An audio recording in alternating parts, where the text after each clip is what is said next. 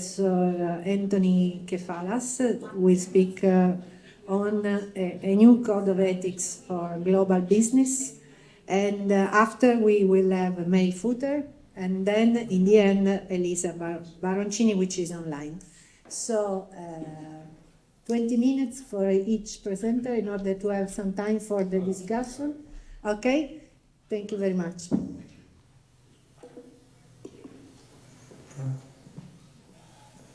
Good afternoon. We are coming after lunch, so it's not a very good moment, but I'll try and be a little bit provocative in order to wake you up. Before I start, I should say, and I have to say this because it's a condition from the EU, what we're doing here is also part of a Horizon project that we are running, a consortium, of course, that has been formed, and which aims to create a very enhanced by artificial intelligence tool of deliberative democracy. And the proceeds of this great project, of this 3-year project that we're carrying out, which we call Reimagining the Building Blocks of Democracy, these proceeds and these events are going to be part of educating the algorithm. So I have to say this so that you know that I'm obliged to say it. It's a condition from the EU. Now,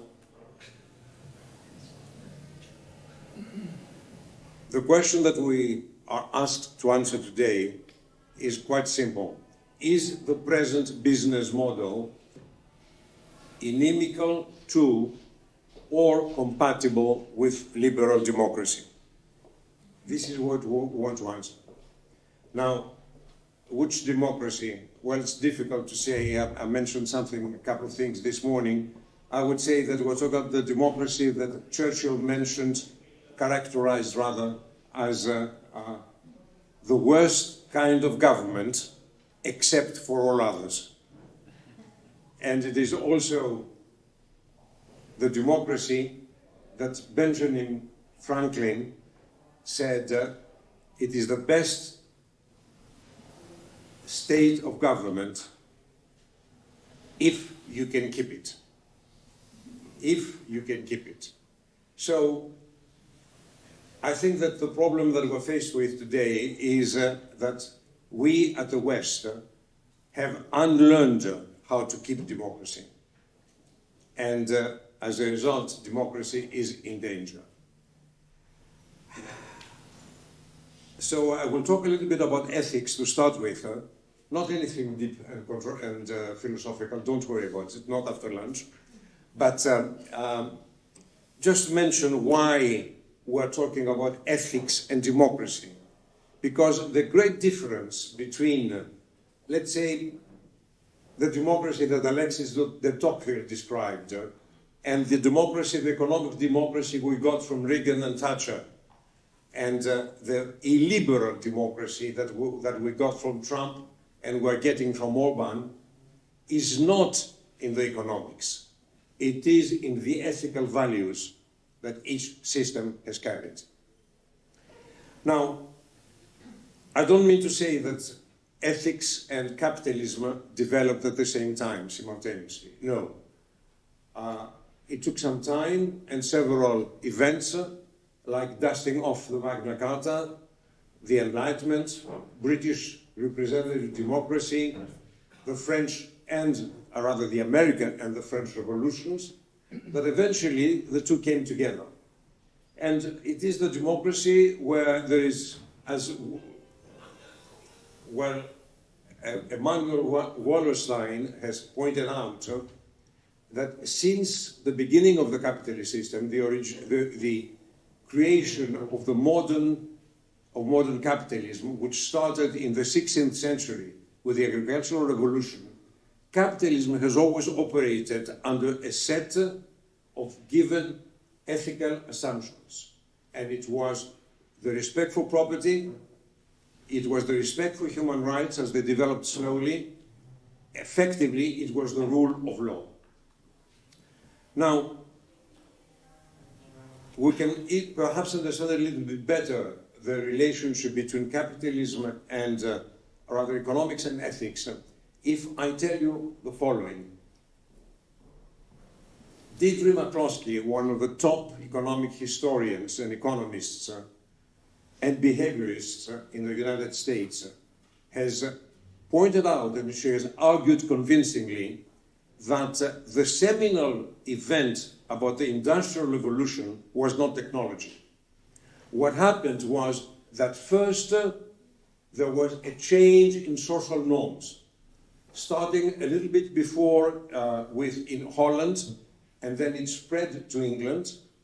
The idea became acceptable that you could operate, you could go after the creation of profits. So it was first the mindset that changed and then innovation that followed. It was first the ethical standard that changed and then it was the production that followed. This is really important. Now, something that happens, something like this has happened with the business model. First came the absolutely ridiculous idea of the rational human being, the rational market, and rational expectations, and then came the implementation of new capitalism. First, Milton Friedman provided the intellectual framework, Reagan and Thatcher provided the tools, and then, of course, the immediate result was a seminal event that a lot of people do not realize, and this was the repeal of the Glass-Steagall Act in the United States. So I put it to you that the ethical standard under which capitalism operates today is inimical to liberal democracy. Now, capitalism is a cruel system. It has always been cruel, and we know it. People have always been left behind.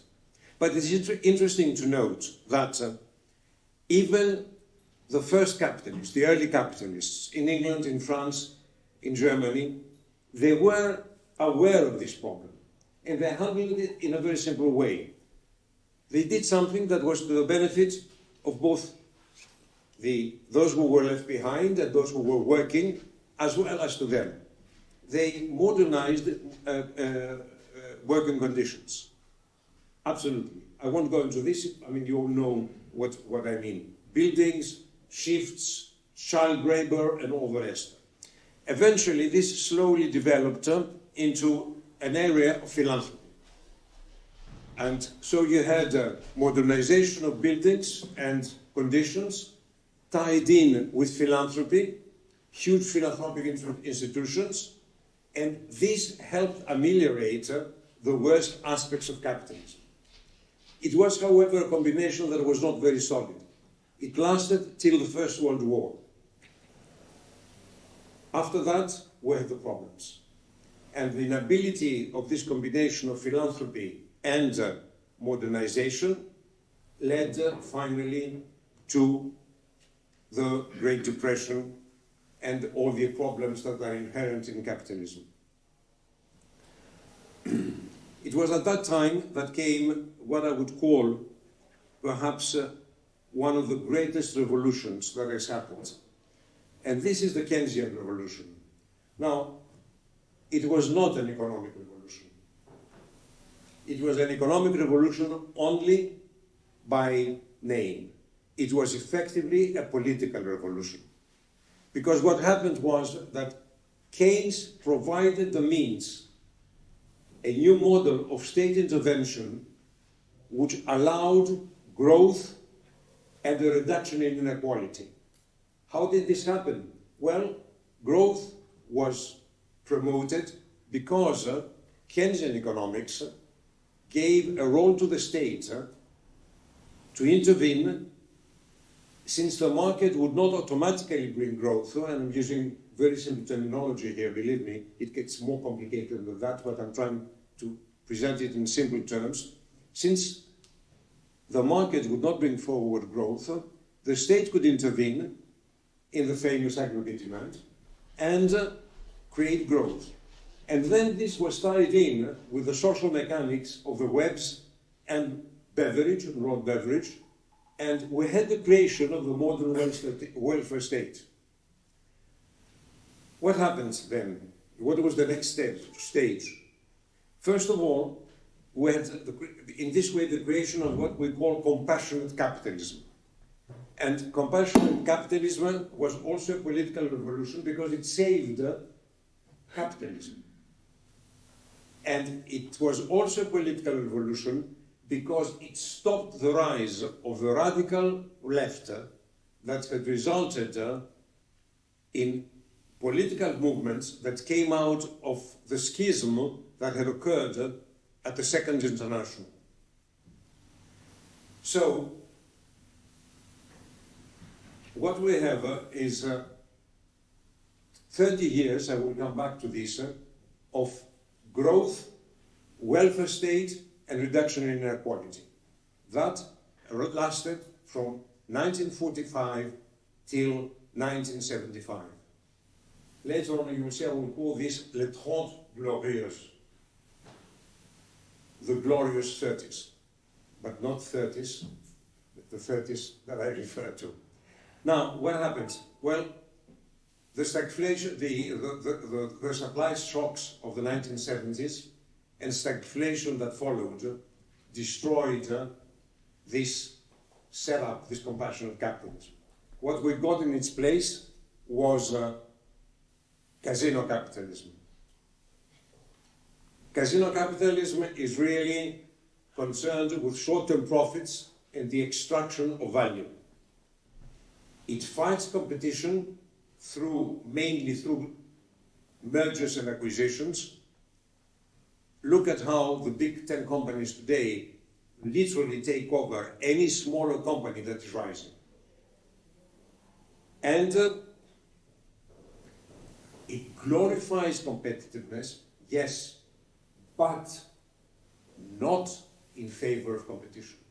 It glorifies competitiveness to gain market share, to dominate the market. It does not favor competition. Now, on the money side, we had also a great development. In effect, what happened was, with the abolition of the Glass-Steagall Act, which in the United States had been introduced, and it had put Chinese walls between investment banking and retail banking, what happened was that, in effect, the banks degraded their critical function as an efficient intermediaries between investors and savers. And they engaged primarily in profit making, not for the sake of their shareholders, of the public, but for the sake of the shareholders. Look, this is what, of course, the model, when you do this, you often take actions which are against your clients. This is what happens, and this is how, and of course you take risks, enormous risks, in order to make money.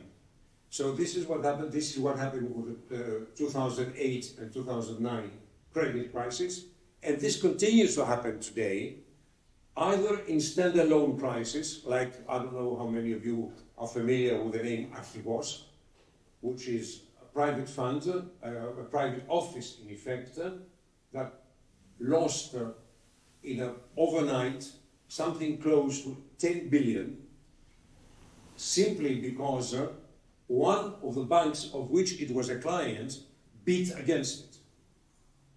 And of course, the most recent crisis with US regional banks, which people say, oh yes, we're going to contain it, but if I'm not mistaken, it's already spread to Switzerland, if I remember correctly.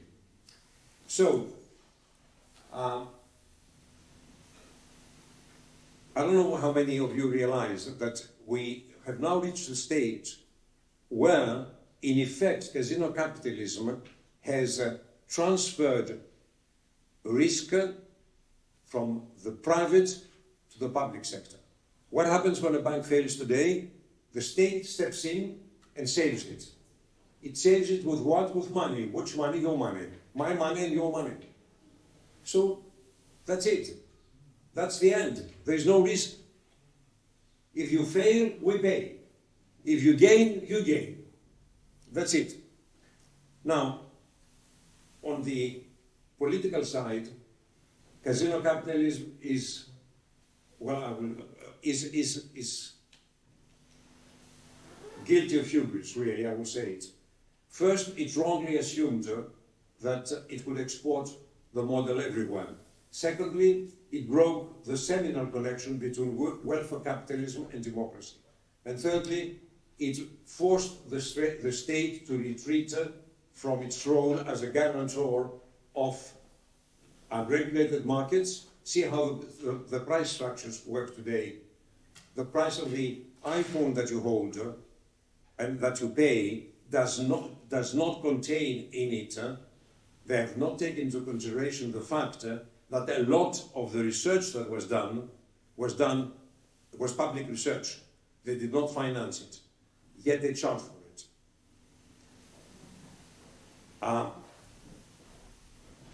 There's also another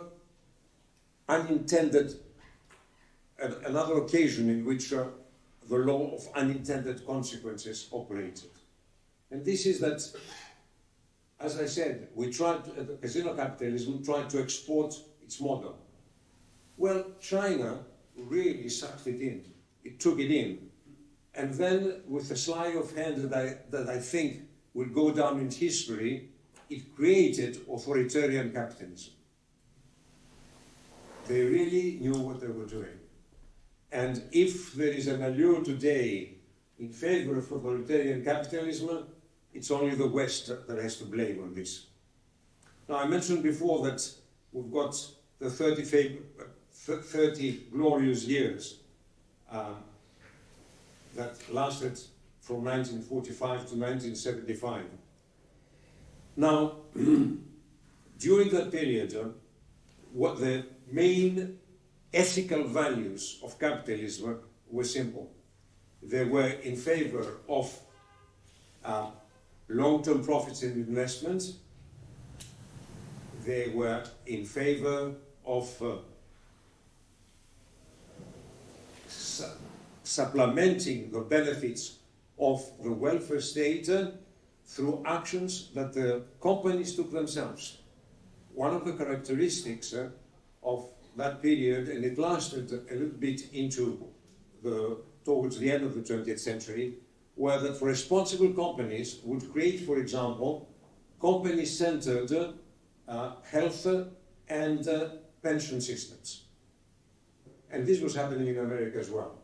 But eventually, with casino capitalism, the companies took over the money that was accumulating, the funds which were for pension, for example. They played it on the market and they lost it. Now,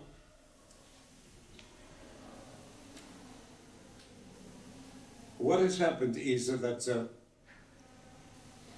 we now have a number of geopolitical, social, and economic developments that have brought to the forefront the issue of inequality. Inequality has never been greater, perhaps back in the 18th and early 19th century, but it has never been greater than what it is today.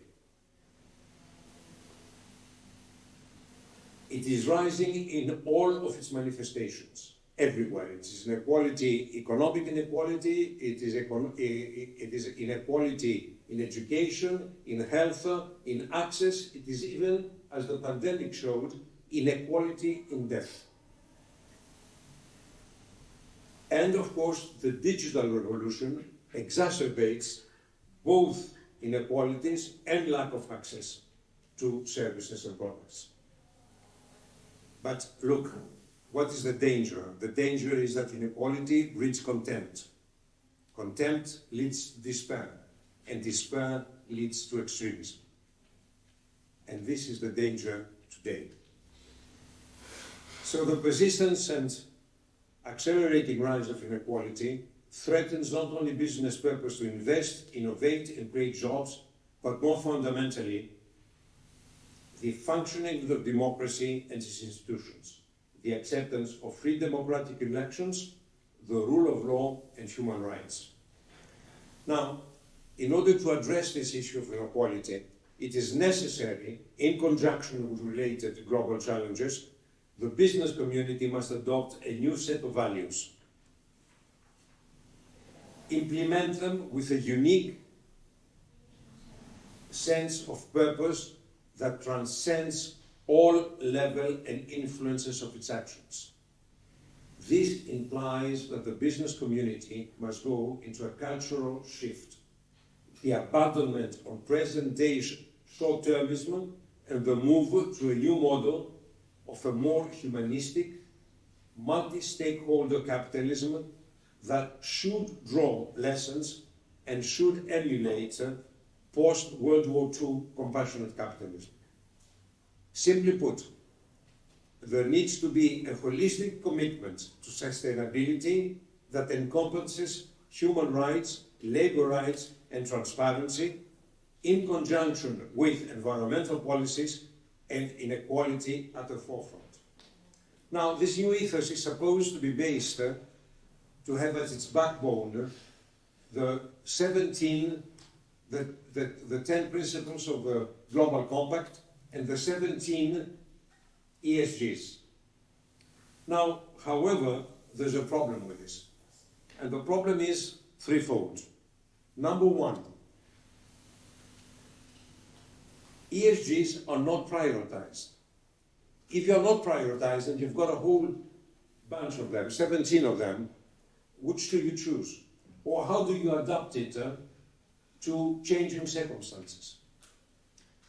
Number two, it allows a company to choose one or two, maximum 3 of these ESGs, say, look, I'm compliant with this, and usually what happens is that they choose the ones that are less costly but more socially visible than any other. And number 3, it allows them this multitude, this plethora of ESGs without priorities and without saying that at this present time, these ESGs are more relevant to the crisis that we're facing. The companies are able in this way not only to avoid being relevant to the times, but also to engage in extensive greenwashing. I will tell you one thing. Greenwashing is the #1 word in the Financial Times. It's not supporting it, I'm not saying it is supporting it, but there is hardly a day that the Financial Times, and this should tell you something, does not mention the issue of greenwashing on its first page. Now, what should we do? Well, we've developed 10 ethical principles, but I'm not going to go into them. You can find them on our site, they are there, and we don't have the time to do it. What I would like to do is go directly into 4 of the 7 reforms that were suggested. How do I get this on the...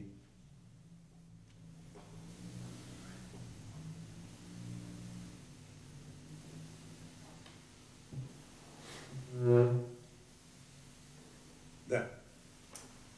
Now, #1 reform.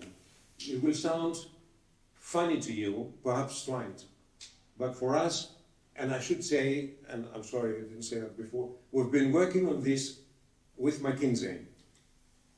And I must admit that McKinsey has been extremely helpful and very open-minded on this.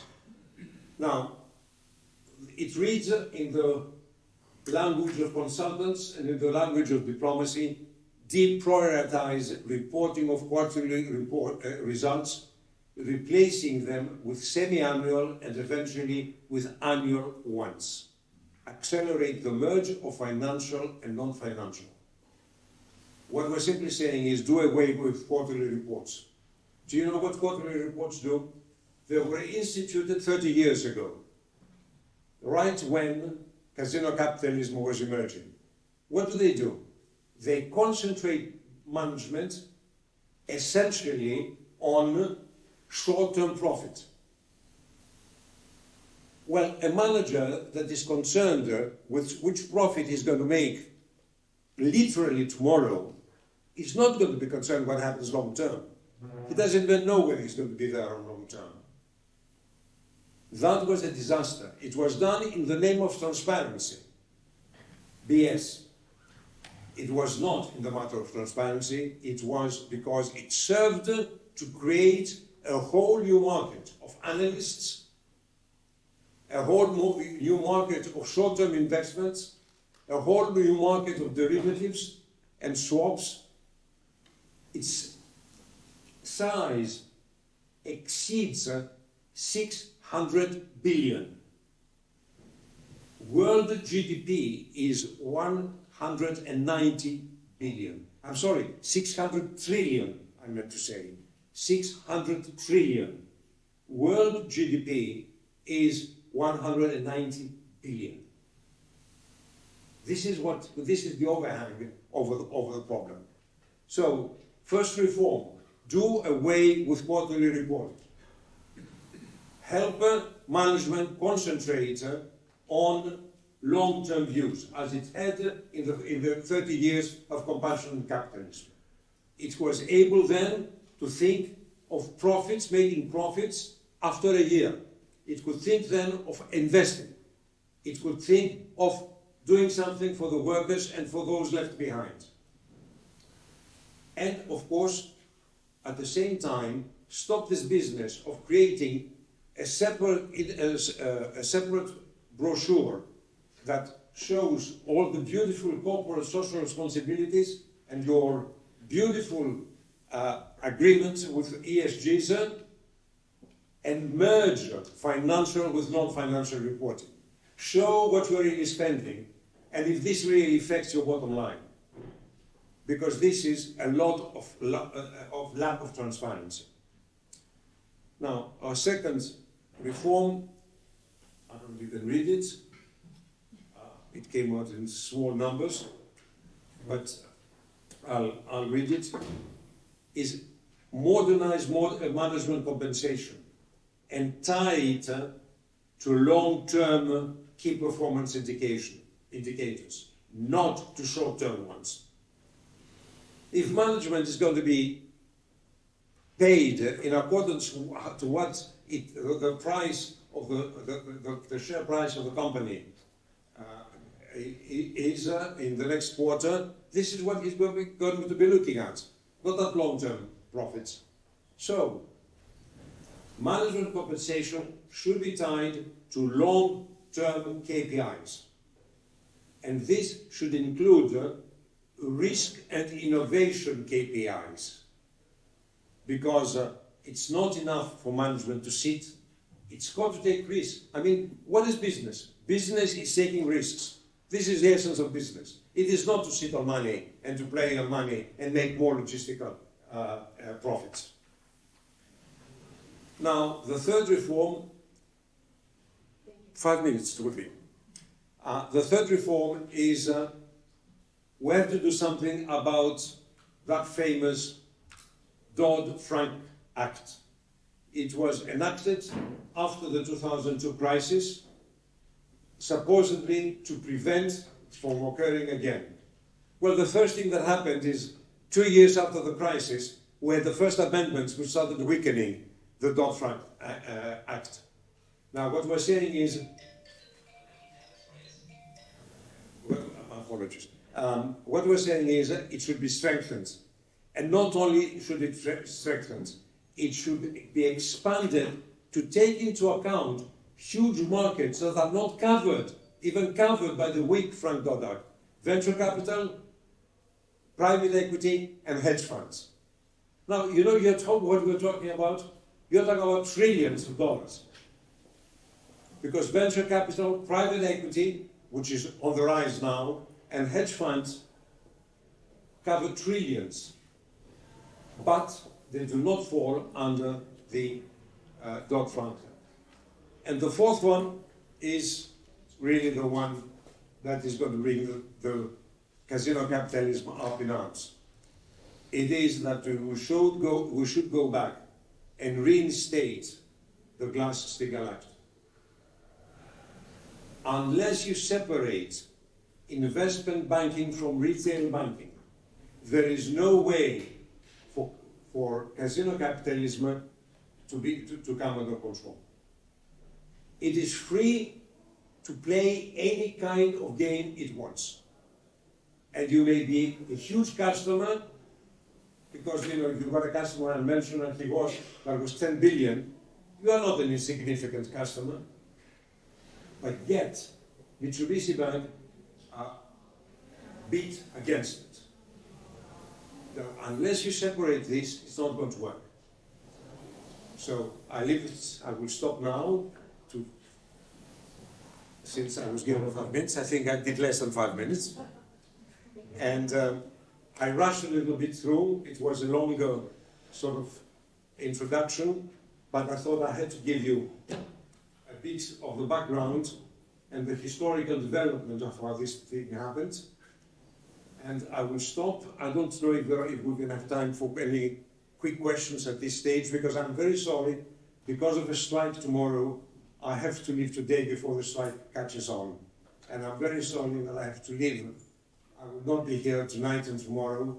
It's my great regret, but I have to be in Athens on Saturday because I must have been 2 political meetings I've got to be in, because on Sunday we've got national elections and I must be there to vote. So I will apologize for walking out on you for the rest of the conference. I'm on LinkedIn. Anyone who wants to contact, anyone who wants to find out what the Democracy and Culture Foundation is doing, including the work that we're doing on the Horizon grant, I'll very be happy to accommodate and to answer and to come into contact with any of you. Do I have any possibility of any questions? Just a couple of questions if they want to be asked. I want to make some questions at this stage because Professor Kefalas has to leave. No? Well, I've not woken up enough. I've not woken up enough. Well, I can stay for the moment. I can stay here and. Okay. Yes.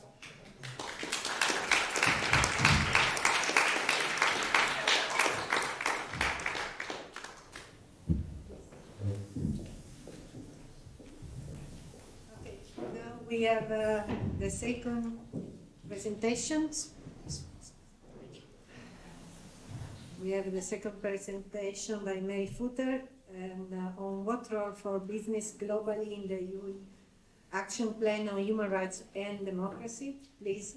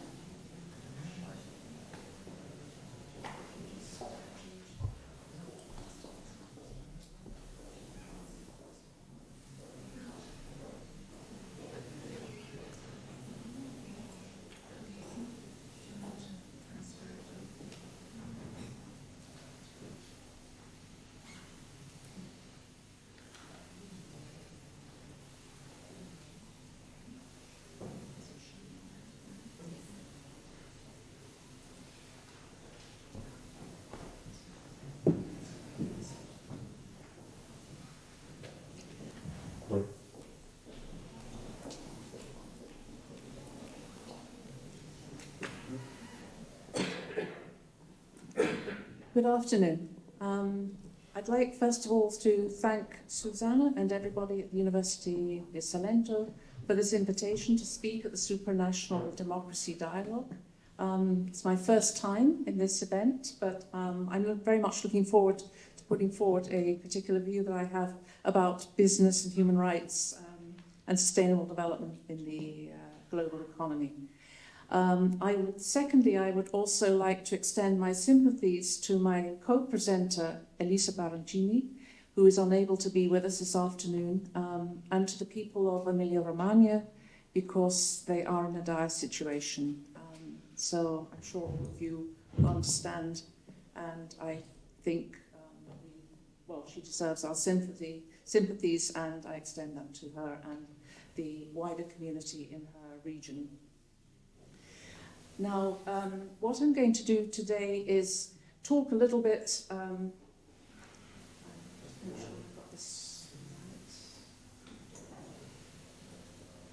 going to talk about the role of business globally in a particular EU instrument called the Action Plan on Human Rights and Democracy. For some of you, it might be a little strange to think that the European Union has anything really to say about corporate social responsibility. On that point, you would be wrong, because it has a lot to say, or thinks it does. In fact, since 2001, the European Union, particularly the Commission, has worked very extensively on various forms of corporate social responsibility, trying to embed it in its policies and to bring business into mainstream and institutional and extra-institutional activities. And that extends also to regulation law and policy regulation directives, and also a lot of policy making, particularly the latter. What I'm going to do is trace that particular development, corporate social responsibility, and how the European Union, which is always, particularly through the Commission, is very ambitious in the task before it, how it develops that and extends it to take on board the growing international push for business and human rights. And then eventually we move from corporate social responsibility as just being a simple business concept with responsibilities for people, planet and profit of the type that Anthony mentioned a little while ago, to actually embedding corporate social responsibility in a rights and duties-based approach to CSR. And eventually that's led today to a draft directive on responsible business conduct. It's actually called the Corporate Sustainability Due Diligence Directive. And we've moved right along the spectrum from a very weak and somewhat underdeveloped policy approach to a very refined, what I call later a smart mix approach to embedding CSR into actual responsible business conduct. So let me first of all move to understanding a little bit about business and human rights. How is business affected by by human rights, and how are human rights affected by business? Some of the examples of positive impacts of business on human rights can be business can, if done properly, can influence the right to equality and non-discrimination. It can counteract structural inequality through the adoption and implementation of labour standards, things like wages, fair pay, decent work, and so on. It can contribute to maintaining collective and individual identities of minorities and persons belonging to minorities. We have a lot of national legislation and European-wide legislation on that. And it can contribute to the empowerment of indigenous people. But there are also negative impacts of business on human rights. Some very prominent examples are the use of child labour in supply chains. Currently very prominent in the news is the issue again of child labour in producing cocoa and products from cocoa, chocolate and other derivative products from plantations in West Africa, particularly Ghana, Cote d'Ivoire, and so forth. Another negative impact can be developing countries can be forced to lower labour standards in order to remain competitive and to ensure that their products can be exported and bought in the European market. Another very prominent area is environmental degradation, which affects the right to a clean and healthy environment. That latter right has just been enshrined in international law by the adoption of a human rights resolution last October, and more recently by the UN General Assembly in July 2022 on the right to a clean and healthy environment. And we shall see a lot of developments on this in this area internationally. It's also matched at the European level, but perhaps not quite to the same extent. Also, another negative impact is discrimination on grounds of race, colour, gender in particular groups, indigenous peoples and other vulnerable groups, for example, disabled people. So this has led at the international level to human rights being taken up and developed within the business domain. And all of EU policy in this area is strongly influenced and led by developments at the international level. So the corporate responsibility to respect human rights was first set out by the Special Representative of the UN Secretary General, John Ruggie, in the so-called Protect, Respect, Remedy framework of 2008. This is not a binding framework. It's a soft framework, soft law. Later, though, that turns into guiding principles on business and human rights. And there are three pillars to that. One is that the role of the state, which in all human rights sphere has the duty to protect individuals and groups against human rights abuses. In this case, human rights abuses by business. The second pillar is the business pillar, if you like. Business enterprises have a corporate responsibility to respect human rights, including in their business relations. The third pillar is the so-called remedy pillar. Victims must have access to remedy, both judicial and non-judicial. Now, this is really a very interesting development in human rights law, and particularly in the way that it affects business. The ultimate adoption of a resolution by the Human Rights Council of this UN Guiding Principles on Business and Human Rights was adopted without any opposition.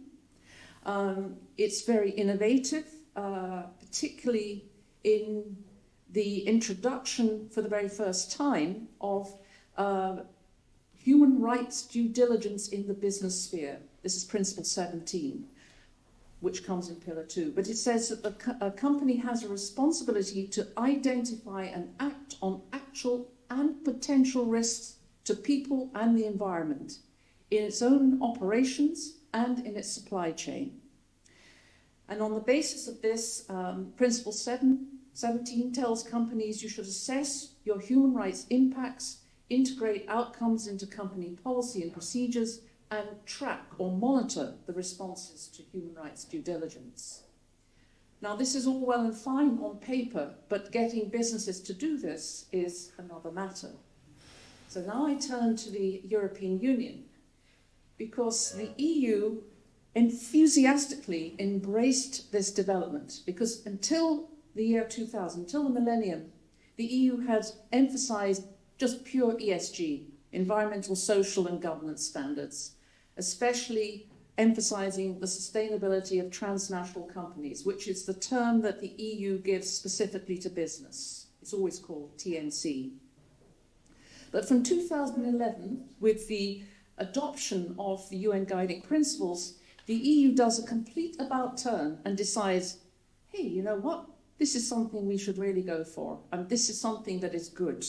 So the Commission adopts a renewed CSR strategy with a communication, and it acknowledges the responsibility of enterprises, so the EU calls them enterprises, which can be big, small, any size, shape, can be multinationals, small, medium-sized enterprises, anything for their impacts on society. Also, and this is significant and relates to the action plan I'm going to talk about from here on, it says all EU CSR policy should align with global approaches on CSR, business and human rights. And the global approach then for the EU is everything that's done on the internal level should be done on the external level too. It also decides that the CSR strategy should be matched against Pillar 1 of the guiding principles, that's the state duty to protect, and Pillar 3 of the guiding principles, victims' access to remedy.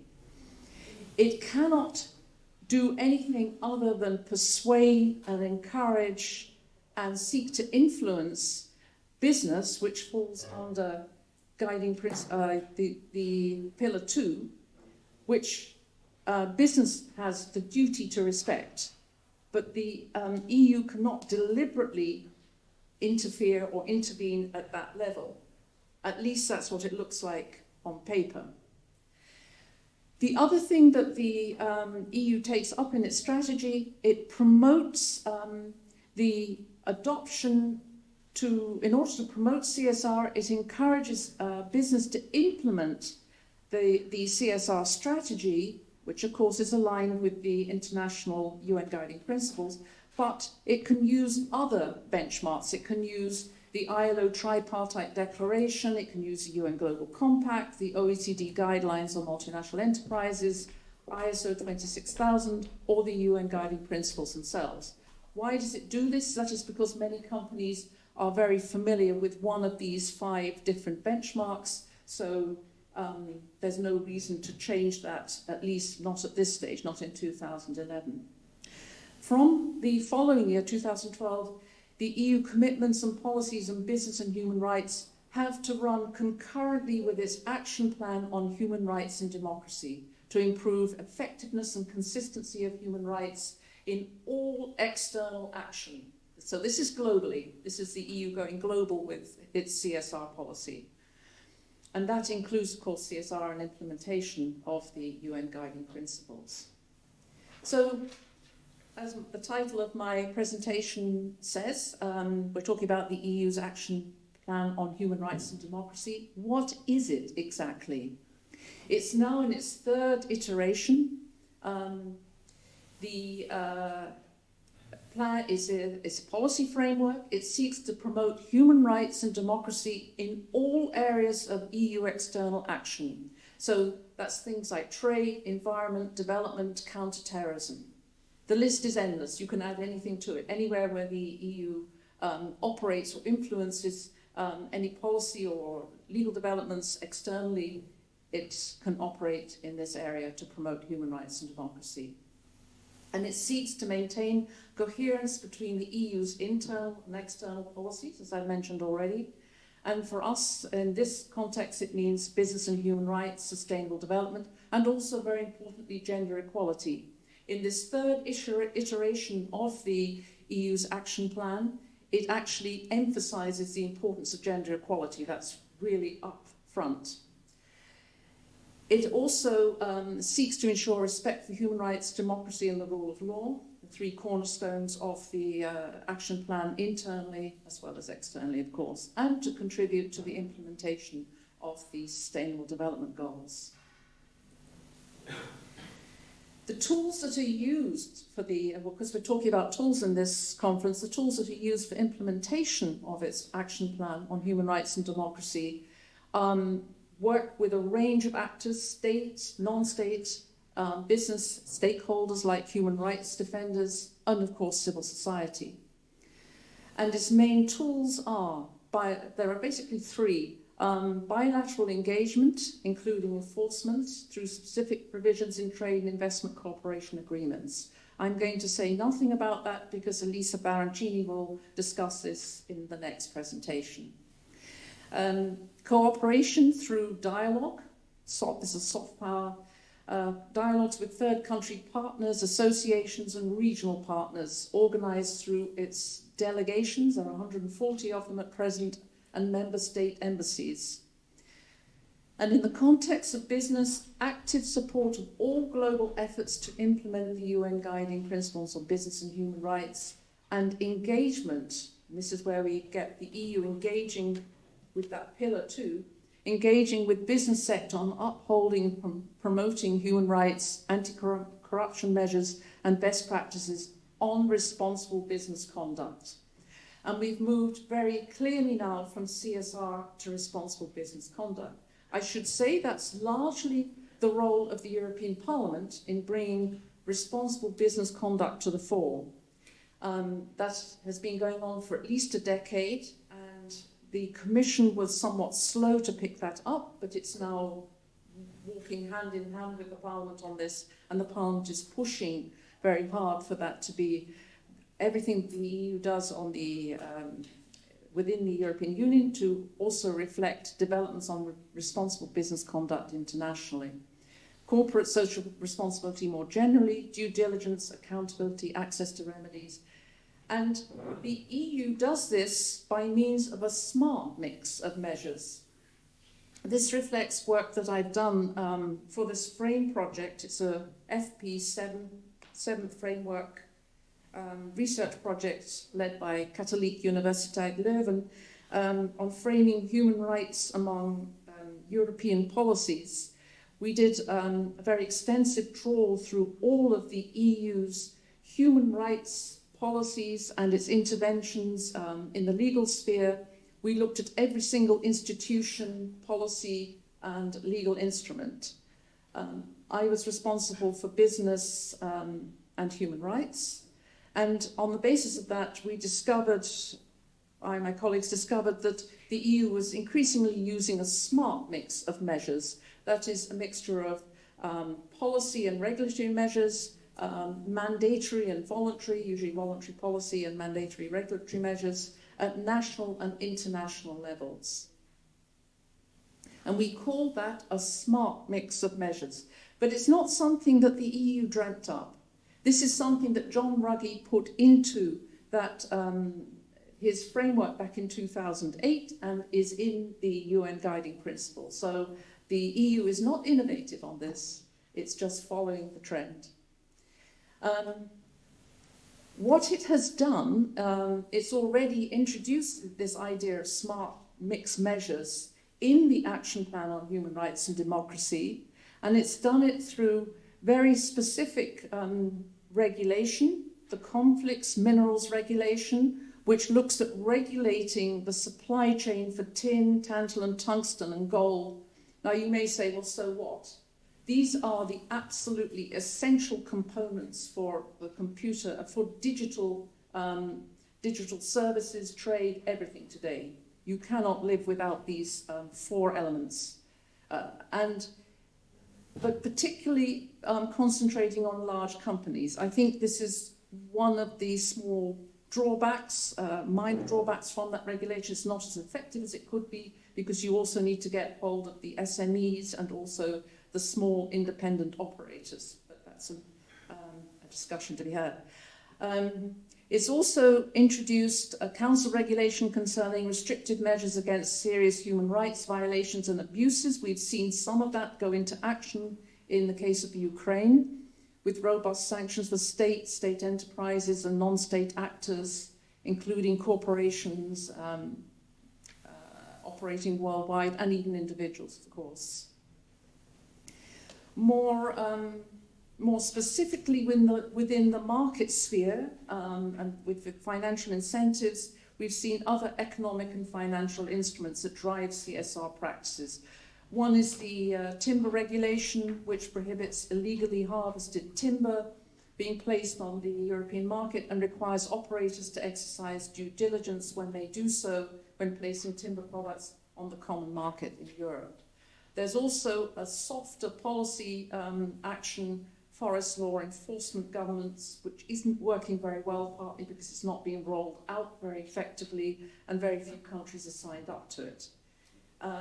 We've had the non-financial disclosure directive, which is about to be replaced. That's what I'm going to come on and talk about in a second. Large listed companies, banks and insurance companies having to publish reports on implementation of sustainability-related matters. This is what Anthony referred to as non-financial reporting. This is actually very significant. I also agree with him. I see no reason for it not to be taken together with the financial reporting. I don't see any reason for that separate division, but because of this type of directive, that tends to happen. That is due to be replaced by a new instrument, and this is the latest development that the EU has worked on. Jan spoke this morning about patchwork policies. I think we could also, in this context, talk about patchwork instruments, legal policy instruments, smart mix instruments, because we have the same here. As soon as the EU's got one type of directive up, it replaces it 2 to 3 years later with another, and so it goes on. So we're now in this EU Corporate Sustainable Reporting Directive. And this will require updated social and environmental information to be reported by companies. And when you see social, you can also read into that human rights. I'll come on to explain in a moment.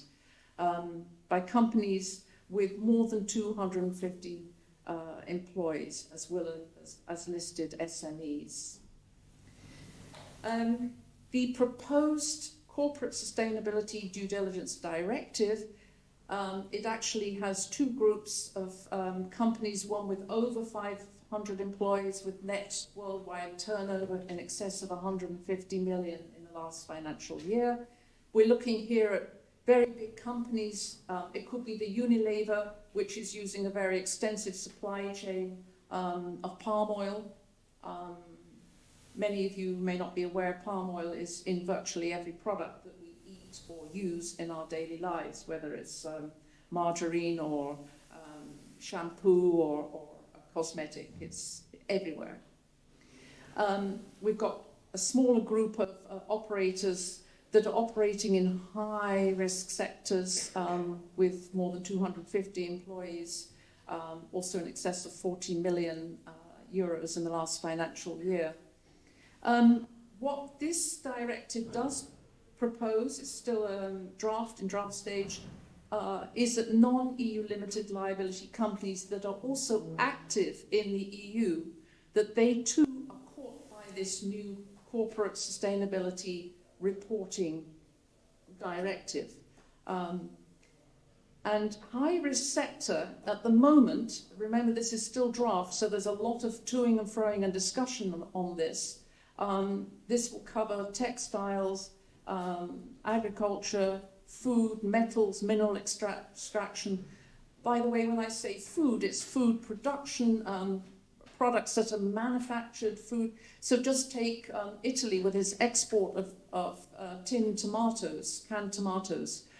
Many of your large food companies, they may be like Bertoli, they may be part of the Unilever group by now, but others will simply be producing these types of figures, and they too will be caught by these type of sustainability due diligence reporting requirements.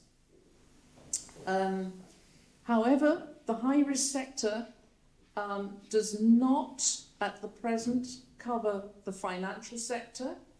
I believe it's the Parliament is very strongly in support of that. However, business itself is pushing back against it, particularly the banks, as you can imagine. It also, very interestingly, doesn't cover technology or private security. These are two extremely high-risk sectors, also prone to particularly private security corruption at state and non-state level. I think a lot more work needs to be done on improving that coverage of high-risk sectors. Also, the proposed Corporate Sustainability Due Diligence Directive will not apply to SMEs. Again, I think this is a bit of a problem. I think it should do. What is proposed is that it should aim to identify and address negative human rights and environmental impacts. through human rights and environmental due diligence. So these very large multinationals and those operating cross-border, transnationally, will have to, in line with key international frameworks, which include the guiding principles, also the OECD guidelines for multinational enterprises and their due diligence specific guidances, they will have to carry out human rights and environmental due diligence. And that's, there is already substantive, Anthony spoke a moment ago about ESG reporting, but this is compliance, due diligence compliance. You have to actually investigate what your company is doing. You have to be open and transparent about it, and you have to demonstrate that you're actually conducting these types of exercises on a regular basis. So right now, not only businesses but law firms all have due diligence compliance officers. It's a little industry that's grown up all on its own. So performing due diligence means identifying, preventing, mitigating and accounting for all the external harm that can result from adverse human rights and environmental impacts. Okay. So take the type of problems we've seen in the Niger Delta with Shell and also a recent case involving ExxonMobil in Indonesia, where there have been oil spills and there have been people who've been moved, internally displaced persons as a result of these activities in multinationals. There have been contamination, oil spills, contamination of fresh water. Again, in the mineral sector, we have people who have worked in mining and often mercury is used, for example, to separate gold. We've had many people who have lost their lives or been seriously injured. We've also, the thing that the Corporate Sustainability Due Diligence Directive is hoping to do is to establish a proper complaints procedures. So national administrative authorities appointed by the member states. So this goes a step further. Member states will have to not only seek to implement the directive, but also to set up means of supervising the rules through judicial and non-judicial, with judicial and non-judicial mechanisms, and may impose fines in case of non-compliance. And victims can take legal action for damages that could have been avoided if appropriate due diligence measures have been put in place. And finally, this is my final slide, so I'm within my 5 minutes. What are the challenges for the EU in implementing this proposed directive? The Corporate Sustainability Due Diligence Directive under the Active Plan on Human Rights and Democracy. Well, the EU considers human rights and democracy to be an essential component of global governance. It seeks positive engagement and cooperation with many actors and non-state actors, but there are challenges. The biggest one is in achieving coherence in a multi-level and multi-actor engagement. You're engaging with lots of different actors throughout the global system. Just look at all the links in a global supply chain. Different states may be involved, different companies. Also horizontally among the EU institutions and bodies. Vertically between the EU and member states under the action plan. We haven't seen a good record so far on compliance with CSR policies that adopt the UN guiding principles at the internal level. Some member states are way ahead. UK, before it left the European Union, the Netherlands, Germany, Italy, actually, France, and we've also seen some countries adopting national legislation like France with Acte de Vigilance, so mirroring what has now happened at the international level. Also, the EU is not particularly good at confronting other states, third states. it doesn't like that kind of, it doesn't accept perhaps that its approach might be provocative. I think there's another issue here too. Timothy Garton Ash from Oxford University, recently at the EUI State of the Union, he said there's a big problem with EU external policies externally. They're seen by many countries as preaching. You know, the EU says this is the way to do things, and this is the only way you can do it. This is the only way you could achieve human rights and democracy, and it's not open to question. You know, it's really a sort of slightly, well, neo-colonial approach. And what Garton Ash is saying is that basically the rest of the world is sort of sitting up and saying, well, hey, is that really the case? So I think the EU needs to do a better job at actually promoting some of these policies and making them understood, particularly to those to whom they should apply. So confronting states, but also confronting businesses, those operating transnationally that do not respect human rights and or environmental protection. And they're not, they also need to provide adequate remedies for international wrongs, including harmful activities of global business operating through supply chains or by means of corporate and financial restructuring. One thing that we discovered in a research project I did in Indonesia was that the palm oil supply chain, Wilma and others that were involved, they got out of their due diligence, they got out of compliance, and they got out of the remedy process by restructuring companies, particularly at the local level, so they no longer existed. And this is how business operates quite often as well. But specifically on the this directive, embedding this smart mix approach through this tool, it may be open to very differing interpretations and implementation across this multi-level, multi-actor forum. It's not an easy thing to do. Also getting business on side so that this particular corporate sustainability due diligence becomes the benchmark for the measurement of human rights and the environment in terms of due diligence for all EU and non-EU companies with an EU link that operate globally, and ensuring, this is not easy either, ensuring that member states establish adequate judicial and non-judicial mechanisms to address companies' non-compliance. The EU is not particularly good at following up on when member states do not necessarily comply. Of course, there are many ways of doing that, but they don't always approach them. Okay. Well, thank you very much.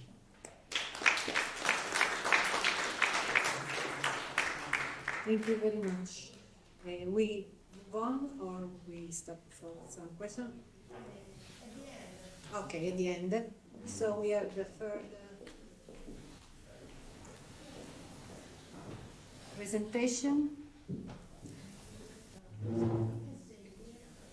by Elisa Baroncini, which is online. She's still online.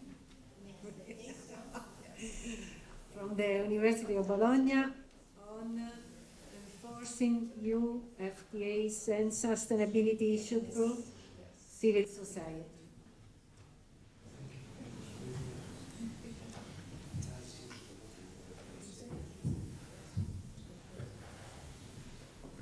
Can I speak? Yes, please. And can you hear me and can you see my PowerPoint? Can you see the page moving? Yes, everything Okay. perfect, Very well Elisa. indeed. Okay, very well indeed then. First of all, I would like to thank very much Professor Susanna Caffaro for this great event, which is another event in the many important initiatives that she is carrying on with a lot of innovative talent, because she is a person that is able to think ahead. And so I have to thank her, because through the participation to this conference, a lot of issues that are challenges in the world of today can be considered, and we can start together to look for common agreed solution to it.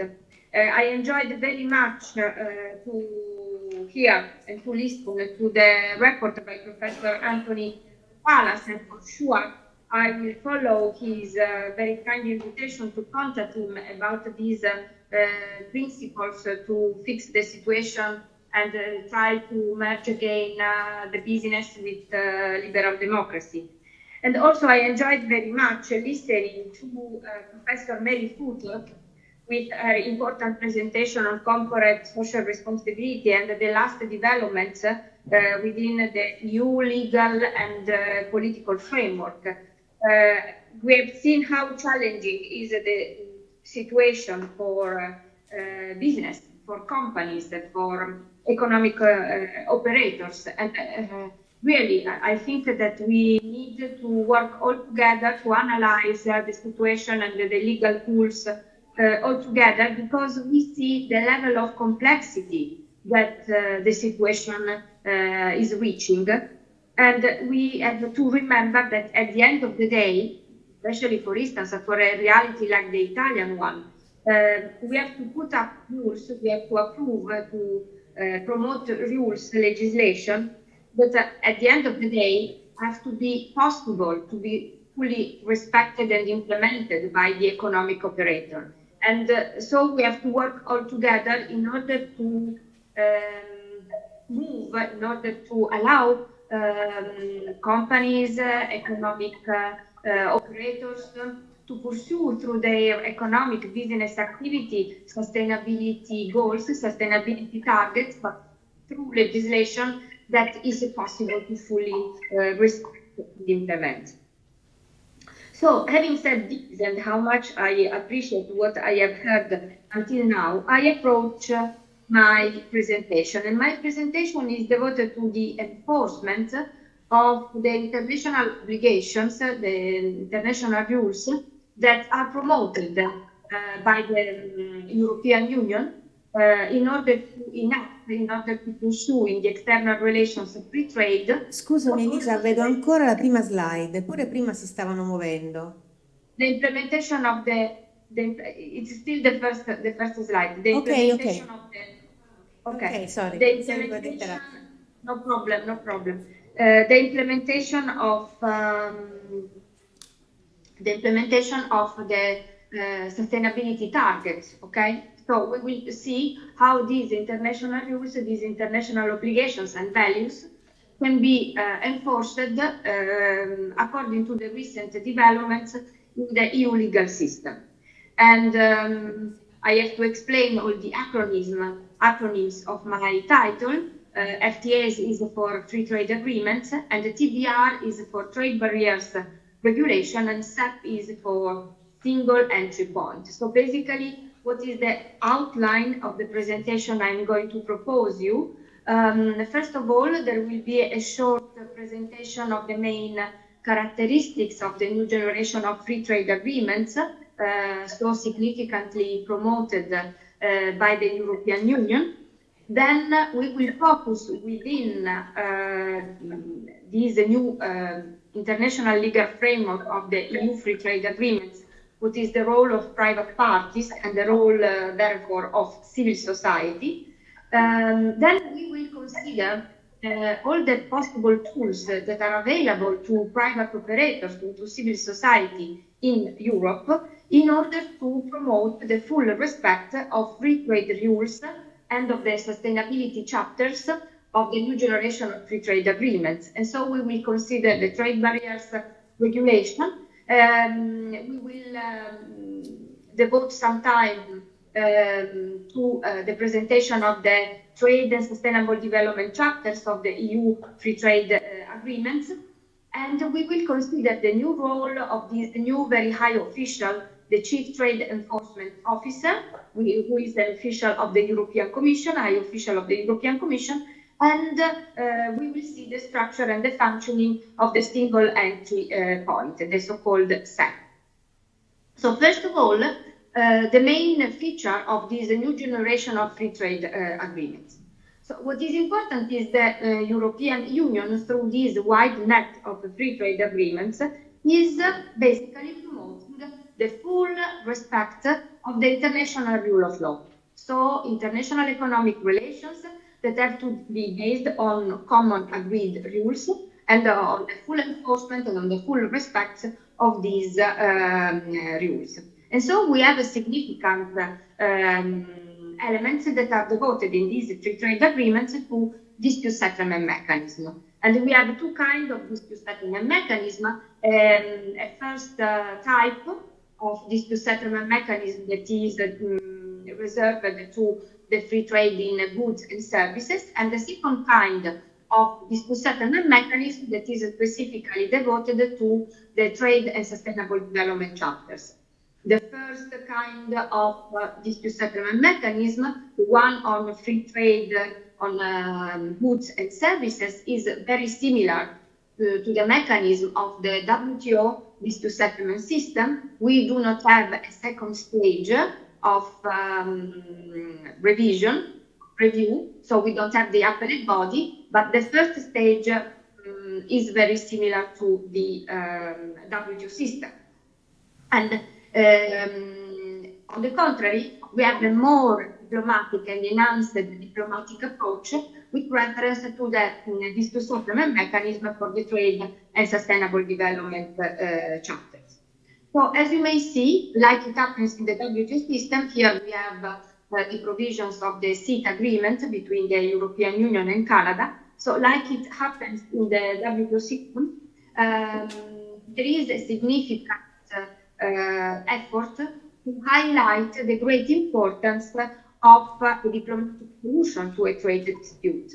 And so the parties, so the disputants, have to make in every attempt in order to promote a satisfactory solution through cooperation and consultations. So the diplomatic stage is always highly relevant and is significantly promoted by the rules of the EU free trade agreements. If consultations fail, then we go for an arbitration phase before the arbitration panel.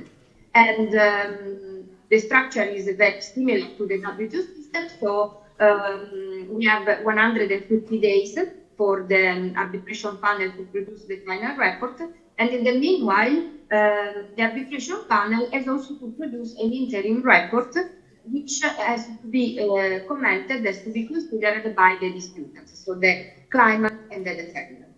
And the final panel report has to reconstruct the text of the dispute, the facts of the controversy, and also has to apply the relevant provisions, so the international law, this pre-FTA law, in order to explain why a particular solution has been achieved by the arbitration panel. And the ruling is binding on the parties, and the parties have to do to implement the ruling, otherwise we will have a system of sanction, even if this sanction is limited, because you cannot ask for all the damages suffered because of the legislation that has been found incompatible with the free trade agreements, but you can ask for the damages suffered on a daily basis, starting from the delivery of the report by the arbitration panel to the and what is very important is that in principle all these dispute settlement mechanisms have to be transparent. So in principles the parties have to make public the submissions that they submit during the dispute, during the proceedings, and all the hearings in principle have to be opened to the public. Of course, confidential information is protected, is preserved, but in this case, the parties have always to provide for a non-confidential record, so for non-confidential information, the public. And so this transparency and confidentiality equilibrium is important to underline.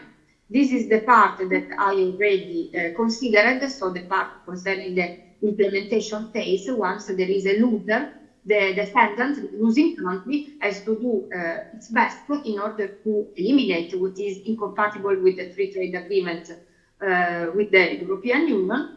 And in case there is a failure of the defendant to change, to revise, to modify, or to withdraw the incompatible legislation, the condemned legislation, well, the winning party, the claimant, is authorized to suspend obligation.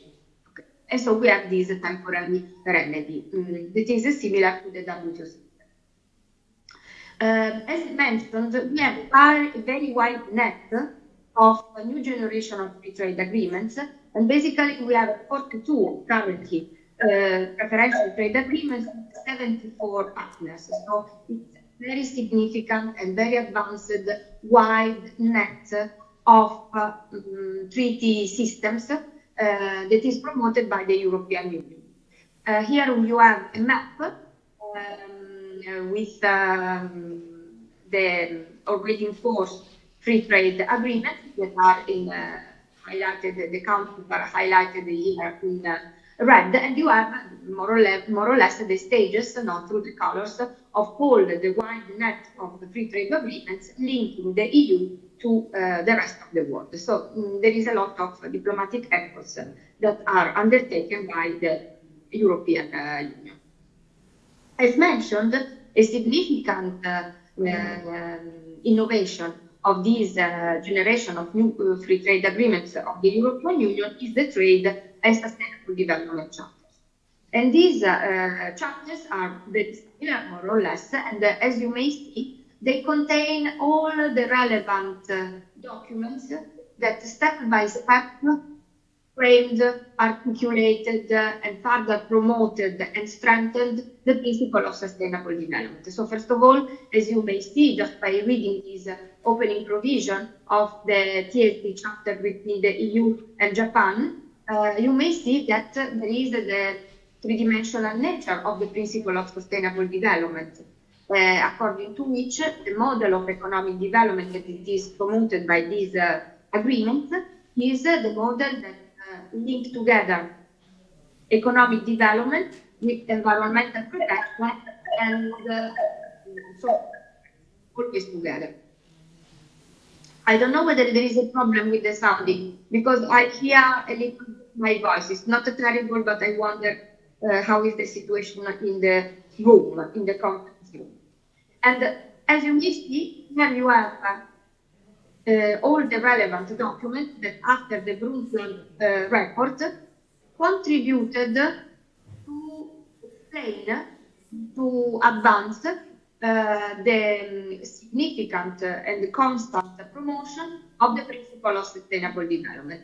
Nowadays, it is impossible to conclude an agreement on international economic law without duly considering the principle of sustainable development. Here you see, you have the indication of Agenda 21 from the Rio de Janeiro conference until the 2030 Agenda of 2015, adopted by the General Assembly of the United Nations with the 17 Sustainable Development Goals.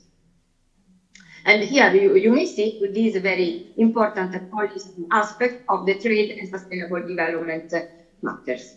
You have the implications not only of the main political and treaty documents concerning sustainable development, but you have different provisions that are devoted to many aspects of sustainability. And so you have the indication of the full respect of the right to regulate of the contracting parties, the importance of co-labor standards, of international labor standards, the importance of multilateral environmental agreements, of biological diversity, of the protection of forests, of fisheries, and the importance for investment to be disciplined always according to sustainability parameters. So this is really essential. And just to go ahead, let's see the significant relevance of the rule of civil society. Because another significant element in this new generation of the free trade agreements is the relevance of civil society in order to monitor, in order to implement, in order to further develop these free trade agreements. Let's say that, in my view, this is a significant articulation. The fact that through these economic instruments, in reality, you discipline and you promote a significant effect of non-trade values is due, in my view, to the relevance of the Parliamentary Assembly in the decision-making process to adopt the international agreement. This is making so that the politicians in the parliaments, the national parliament or the parliament of the European Union, they look at for political spaces, they look at for the introduction of element of equilibrium, of solidarity, of sustainability, because they have the final say, they can reject a proposal of a new international economic law agreement. And so civil society started to have a significant role. And in this agreement, you have also an ad hoc committee on trade and sustainable development, and this committee has to pursue coherent cooperation between the activities, within the governance of the free trade agreement between the EU and the partner of the EU, and these activities have to be conducted always participating and having in mind the activities of the International Labour Organization and the activities of the relevant multilateral environmental organization of bodies. So in order to promote an harmonious approach within the EU free trade agreements and in the international fora concerning core labor standards, concerning fundamental human rights, and concerning environmental protection and promotion, there is the need, the duty of cooperation between the common political bodies of the free trade agreements and these international fora. So this is a task, this is a duty that is assigned to these common bodies, to the Trade and Sustainable Development Committee. And as you may see, you have to involve the civil society, and each contracting party has to set up a domestic advisory group, the so-called DAG or DAGs. And each DAG, each domestic advisory group, has to be composed by stakeholders representing economic interest, social interest, environmental interest.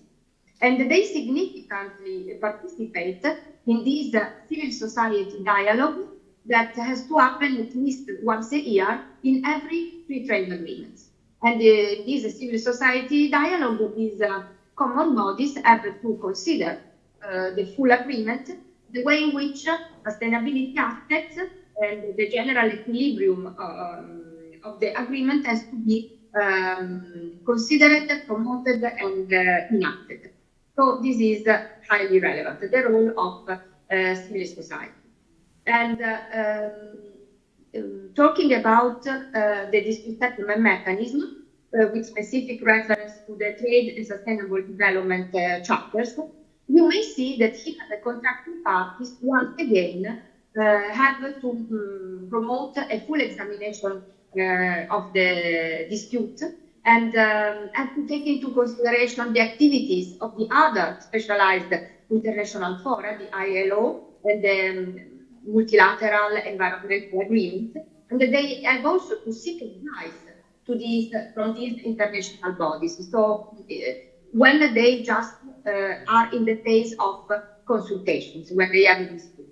And if no solution is reached during this very articulated consultation phase, then they have to, the parties, so the EU and its partner, have to look for the contribution of the committee, the Trade and Sustainable Development Committee, that has to be convened properly and that has to promote a diplomatic solution, to help the dispute to find a solution. Only if these effects of diplomatic fails, then the panel of experts is set up. And this panel of experts has to issue an interim report and then a final report And this final report is binding, but only, let's say that the defendant, so the losing party, has to make the best efforts in order to fully implement the recommendations of this TSD group of experts, this panel of experts, this panel of experts. So this is important. This is important also because this panel report and the of the panel report has to be assessed, to be evaluated also by the domestic advisory group, beyond the Committee on Trade and Sustainable Development. So you see a policy that is significantly promoted. Up to now, we have 4 complaints in the EU free trade agreements. We have 3 panel reports that have been written in the case concerning Korea labor commitment, Ukraine wood export ban, and the SACU multi safeguards. And we have 1 pending case because at the moment the European Union proposed the setting up of the arbitration panel, but there is no consensus on the part of Algeria. And so we have this dispute that is pending. What can we see in this very first panel report? Well, what can we see is that there is not a confrontational approach with the WTO settlement system. On the contrary, these dispute settlement mechanisms have been set up and are used in order to promote the respect of rule of law in full harmony with the multilateral system. So there is no competition, but there is cooperative approach in the implementation of this dispute settlement mechanism. So this is bilateral dispute settlement mechanism. So this is important to underline. And in fact, if we read the common provisions of these free trade agreements, we see that the panels, these bilateral dispute settlement mechanism, have to use the same legal tools that have to be used by the WTO adjudicators. And so you have to apply the customary rules of interpretation of public international law, like it happens in the WTO system or for any treaty system. And what for? In case there is a relevant case law developed by WTO panels or by the WTO appellate body, this relevant case law has to be taken into consideration when the panels of the EU free trade agreements have to decide a case, have to settle a dispute. So this is very important. And it means that there is a significant consideration of the way in which the WTO adjudicators have now interpreted WTO rules. So you see, at the end of the day, what is promoted is fairness and clarity and homogeneity between the bilateral dispute settlement mechanism and the WTO system. The relevant role in all these 3 panels has been left to the negotiating. Civil society can participate and step in and say how to interpret the free trade agreements, how to reconstruct the facts of the case with this instrument of the amicus curiae submission that became more and more relevant in each of the 3 panels. We have many important principles that have been established in this very first bilateral dispute settlement mechanism. And so, for instance, it has been established that in the Ukraine case, that the restoration of forests, the preservation of rare and valuable species are fundamental, vital, and important in the highest degree. And it has also been stated by the panel that the TSD chapter has to be considered as a relevant context when we interpret the free trade rules belonging to other chapters of the free trade agreements. And also that high levels of environmental protection in the domestic legislation is a value that is to be promoted. So you see, this is a very important, significant principle clearly stated in this Ukraine wood export ban case. In the Korea labor commitments case, many considerations, many clarifications have been considered, but one of the most important is that the obligation of best endeavors that is put on the contracting parties in order to fully, in order to ratify the fundamental ILO conventions and in order to fully implement them is not something, is not a soft law, a piece of soft law, but is a binding piece of legislation, even if the standard, the parameters judge whether or not the contracting party respect these binding, this full obligation of best endeavors, the standards are something between a very large standard of just considering only minimal steps or a very more demanding severe standard of mobilizing all the measures in order to ratify, in order to fully implement these ILO fundamental conventions. So, this is a very important part.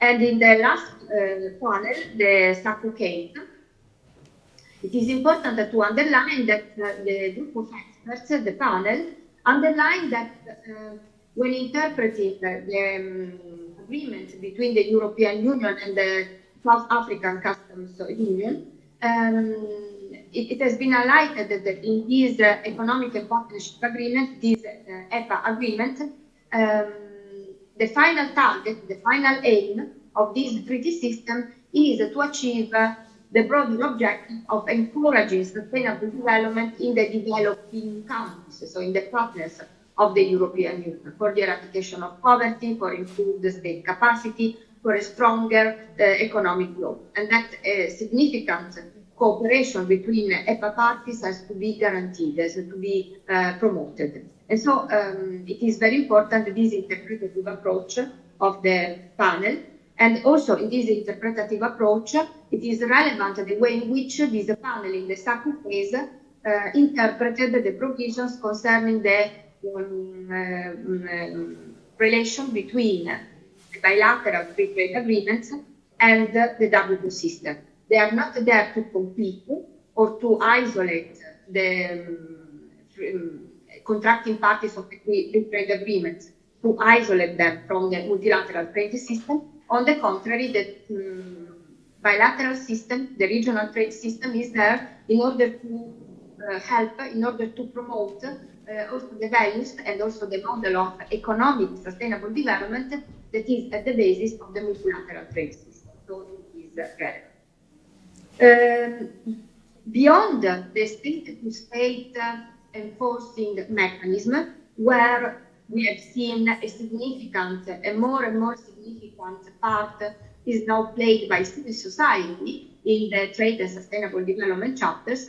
We also have a unilateral tool, this trade barriers regulation, allowing private parties or associations, allowing economic operators to notify the European Commission that a third country is not respecting the WTO system or a bilateral free trade agreement between the EU and a third country.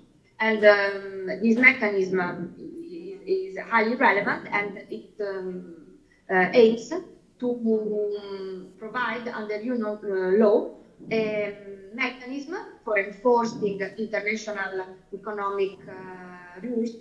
That is a mechanism that is fully transparent and with requests by the economic operators that are based on reports, on documentation that is very accurate from the point of the actual information and of the legal analysis.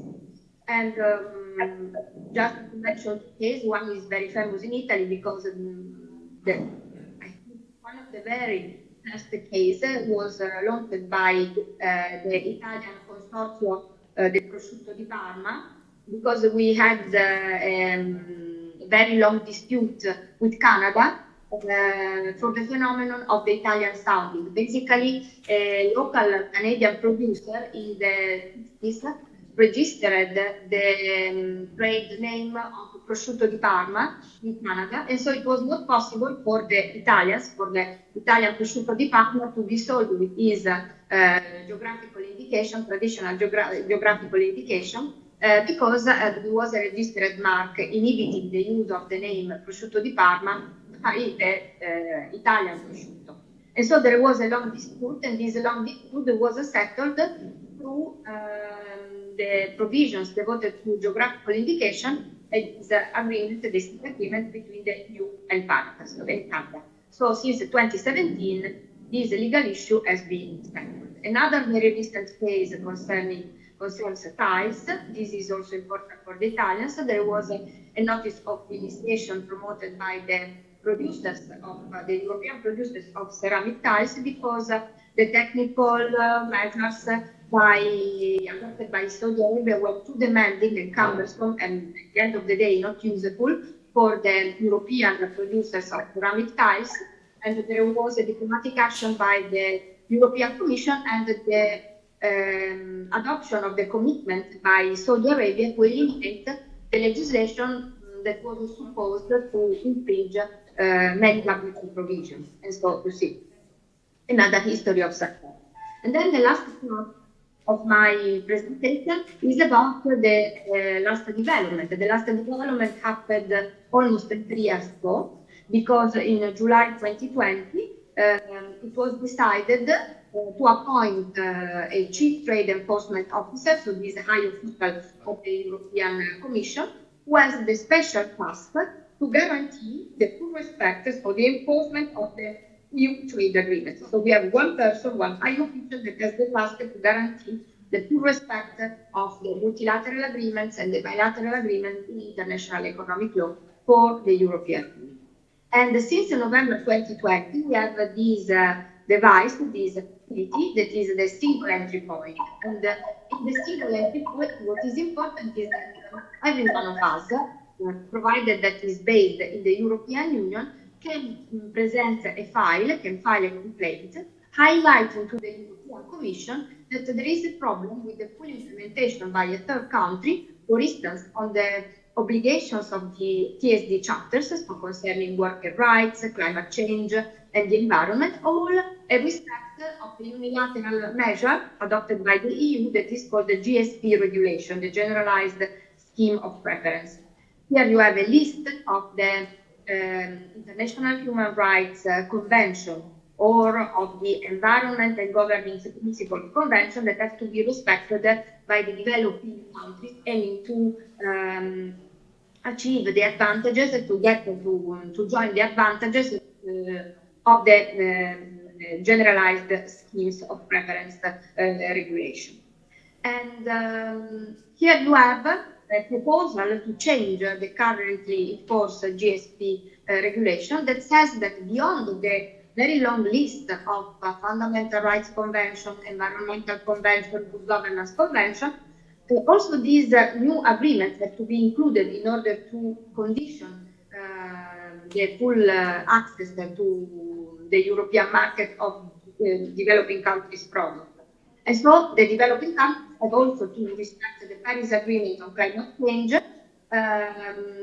the Convention of the Rights of Persons with Disabilities, and the optional protocol of the Convention of the Rights of the Child and on the involvement of children in armed conflict, and the ILO Convention on Labor Inspection, on tripartite consultations, and the UN Convention against transnational organized crime. So you see that this governance of sustainability issues enlarges and deepens constantly and significantly.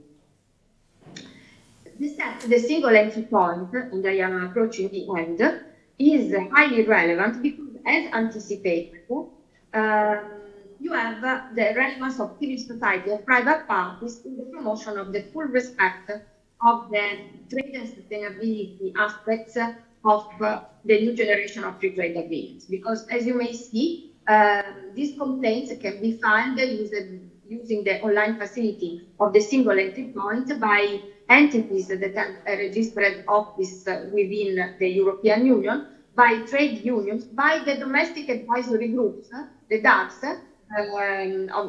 of course, within the European Union. Also, NGOs, provided that are based within the EU, can file a complaint. And also, normal citizens like you and me, so single persons, citizens or permanent residents of an EU member state. And you may have a complaint presented by one single complainant, or complainants, stakeholders can join their forces and present a joint complaint. This is also possible. And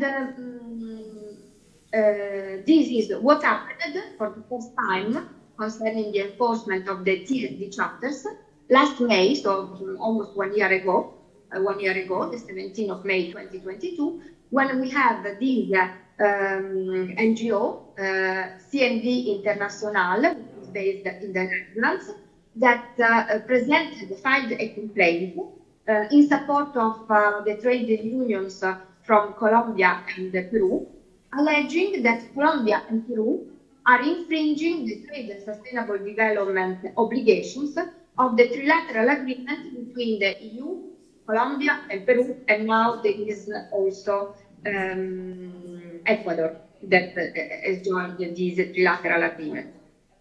But what is important is that they say that there are mining workers that are outsourced, that is the subcontracting of workers that is just too wide in these mining plants belonging to Glencore, which is this multinational based in Switzerland. They say that this very large subcontracting of mining workers put in danger, so violates human rights, the right to trade union, the right to equality. So, a serious challenge, we will see how it will go. Last March, on the 21st of March, CNV International presented this complaint before the Intercommittee, so the Committee of the European Parliament devoted to international trade. And so we have this new test, this complaint, and we will see how it will be considered by the Commission of this. Some last political remarks. In June 2022, always 1 year ago, the European Commission presented a communication on the way in which to improve the implementation, the enforcement of these TSD chapters, and it is promoting to introduce a mechanism of sanction for a very grave, very significant violation of the Paris Agreement, of the core labor standards, climate change. And this approach has been endorsed by the Council of the European Union in October 2022. And as you may see in the conclusions of this Council of the European Union, the relevant importance of the role of civil society and of the domestic advisory group is significantly highlighted, is significantly underlined and commented and looked at. And as you may see, there is this endorsement by the Council to the approach of the European Commission, saying that for serious violation of agreed commitments concerning ILO fundamental principles and rights at work and the Paris Agreement on climate change, in this case, very grave, very serious violations, trade sanctions can be contemplated, but these trade sanctions have to be temporary, targeted, and proportionate. We will see what will happen. And another element of the future trade policy approach by the European Union is that the respect of the Paris Agreement on climate change will be considered as an essential element in future trade agreements. So to conclude, what can we say? We can say that a lot is moving on. There is a lot of space for each one of us, for civil society, but of course, transparency and knowledge are essential elements. We can significantly participate as stakeholders, as civil society, only provided that we know international economic law, we know we have a significant deep knowledge of these tools, treaty tools or unilateral autonomous measures of the European Union concerning the trade policy. But at the same time, we need transparency, because all these NGOs, non-governmental bodies, and organizations, and so on and so forth, well, of course, they promote a complaint, but we have to know who finances them and which kind of interest, purposes, targets aim to realize. So challenging times, a lot of work to do, but we have a strong leader in our dear Susanna. And so thank you, Susanna, for having invited me and give me so much space. Thank you, Elisa. Thank you for being able to be with us, notwithstanding these challenging times. This is really, really appreciated.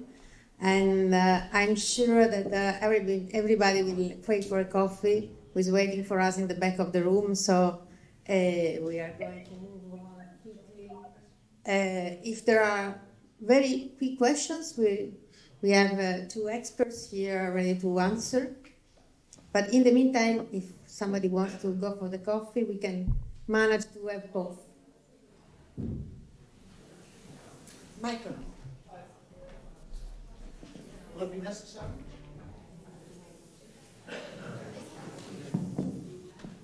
Thank you. I have one question for Mary. In fact, towards the end of your presentation, you gave the example of Indonesia and how possible legislation was bypassed. That's simply by splitting up companies. And within that frame, I simply couldn't understand how the proposed legislation for the EU makes an exemption for SMEs, because there seems to be a sort of an opening already up front how to escape possible regulation. I'm sorry, I didn't. Can you repeat? Yes, could you repeat the last part, because I didn't hear that very well. Carlo, Puoi riportare il microfono a Jan? Jan, excuse me, the last part of the, could you keep the mic closer? yes. Sorry, yes. Well, you gave the example of the Indonesian case in which there was no follow-up on possible regulation because of companies which were split up. And within that frame, I do not understand how in the proposed regulation for the EU, SMEs will have an exemption because there seems to be a recipe for escaping other regulation over here as well. Can Yes. you repeat, Susanna, or someone else? Because I Yeah, can't we will have Mary now answering, and then if there is something you want to add to Mary. Okay, just very quickly. So what was going on was the Wilma was actually brought before the Roundtable on Sustainable Palm Oil. This is a remedy system that is used in the palm oil industry. And Wilma had actually been a member of the RSPO. That's why it was also, so it had a kind of double function. But when it came to a particular case involving a remedy, some of those that were affected on the Wilma plantations, what they discovered and what we discovered in investigating this was that in fact Wilma had what do you call it? It had actually changed the ownership of some of the companies in the chain and taken on local Indonesian companies. So they weren't, so they became the shareholders, but also the owners of these links in the chain. That should not, because of the way that the Corporate Sustainability Due Diligence Directive is set up, it should be possible to trace all of the elements through the chain, even down to the local level, right down the supply chain. Of course, it will depend on how that due diligence is conducted, also how the rules are constructed, but also what is required in terms of reporting, what depth, what level, which. But if it's done properly, that should also take into account historical developments, possibly. But these are things that need to be worked through. You're quite correct to point this out, because we were shocked to discover how the system broke down when it came to the remedy stage through this simple transfer of corporate ownership. So these sorts of things need to be looked at very carefully. There are lots of other issues. Parliament wants, and the Commission is sort of backing it, wants CEOs also to be held directly responsible for some of these companies' activities for human rights and human rights impact and environmental damage. But the business is very opposed to it, and business is backed by many member states, you know, because their businesses turn to them and say, well, you're not really supporting us, you know. So these are sorts of things to be ironed out in the trilogue that's about to take place. But the Legal Affairs Committee of the Parliament approved the initial draft of the Corporate Sustainability Due Diligence Directive on the 23rd of April. So we're really in the first month following that development. That's quite significant in itself, but a long way to go. And there'll be some there'll be some watering down of this directive. It happens every time, I'm afraid. It's happened on the previous versions of the financial reporting directive, so there's no reason to suspect that it won't be the same here. Thank you. Thank you, Mary. I think we have to close the session. If you want to add 1 minute reply, Elisa, or... I am afraid I did not understand the question, so unless someone can repeat this very beautiful microphone, I am afraid we are running out of time, unfortunately, so I have to close the session. But I think we will have much more to reflect upon when we'll have the papers written and we can see really the reasoning behind every passage. But I think you were very clear, by the way. Thank you so much. Bye. Grazie davvero.